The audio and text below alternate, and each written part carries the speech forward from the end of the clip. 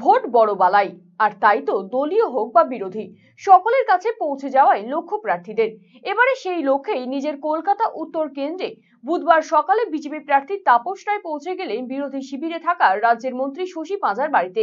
Vote প্রচারে প্রতিটি বিরোধী শিবিরে পৌঁছে যাচ্ছেন তাপস রায়। এর আগেও পৌঁছে গিয়েছিলেন সিপিআইএম সদর দফতর আলিমুদ্দিন স্ট্রিটে। বিমান বসুকে প্রণাম জানিয়ে রেখেছিলেন সৌজন্যের বার্তা। এবারে শটান তিনি ঢুকে পড়লেন শশী পাঁজার বাড়ির অন্তর্মহলে। তাপস রায়ের কথায় স্বর্গীয় অজিত পাঁজার আশীর্বাদ নিতে এসেছিলাম। এই বাড়িতে একটা সময় প্রবল যাতায়াত ছিল, অনেক স্নেহ ভালোবাসা পেয়েছি। আজ ভোট ভিক্ষা করতে এসেছি। তবে বক্তব্যের মাঝে বিতর্ক উস্কে দিয়েছেন বিজেপি প্রার্থী তাপস রায়। সদ্য তৃণমূল ছেড়ে বিধায়ক পদ থেকে ইস্তফা দিয়ে যোগ দিয়েছেন বিজেপিতে। সেই বিজেপির টিকিটে লড়ছেন কলকাতা উত্তর কেন্দ্রের তৃণমূল কংগ্রেস প্রার্থী দীর্ঘদিনের সাংসদ সুদীপ বন্দ্যোপাধ্যায়ের বিরুদ্ধে।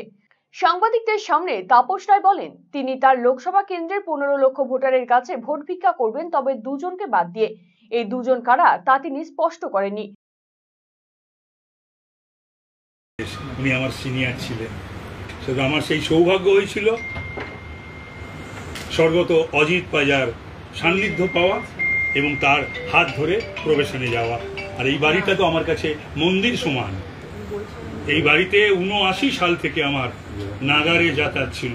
জয়া বৌদির স্নেহ আদর এবং এবারই সকলেরই, তাই তাকে প্রণাম করতে এসেছিলাম। স্বর্গত অজিত পাঁজার আশীর্বাদ নিতে এসেছিলাম।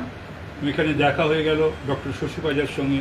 আমি যদি থাকে প্রসূন এবং পূজা, তাদের সঙ্গেও দেখা করবো, ভোট ভিক্ষা করবো। এখানে একজন কাউন্সিলরের সঙ্গেও দেখা হয়ে গেল, সুব্রত ব্যানার্জি। আমি আমার কাজটা কি?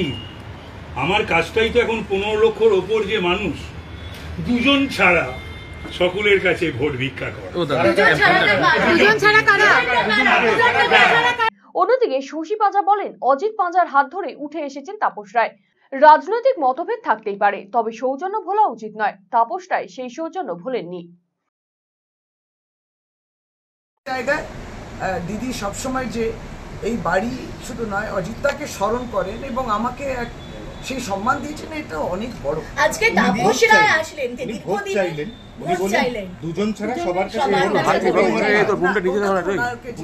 কোন দুজনের কথা তো বলতে পারবো না, কিন্তু আমি জানি সেদিনকে সংবাদ মাধ্যমেও শুনলাম যে তিনি বলেছিলেন যে এখানে আসবেন।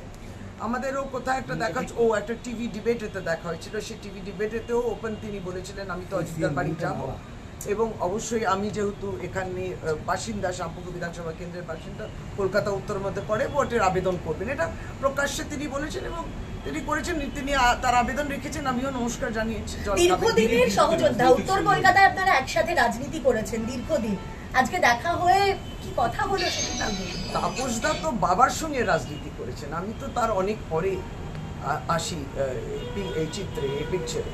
তো বাবার সঙ্গে করেছেন এবং বাবাকে সে শ্রদ্ধা জানানোর জন্য তিনি এসছেন আজকে। আমি এটুকু বলে, তারও তার দীর্ঘ রাজনৈতিক জীবন, অনেক কম বয়সে আরম্ভ, বাবাকে নিয়ে তিনি এগিয়ে গেছেন। এরকম অনেক মানুষকেই অজিত পাঁজা তুলেছেন, এগিয়ে দিয়েছেন। সকলে তাকে মনে রাখুক। আমার আজকে ওই স্মৃতির ওই দিনগুলোই আবার মনে পড়ে যায়। আমি তো তাপসদাকে দেখেছি এই বাড়িতে আসতে।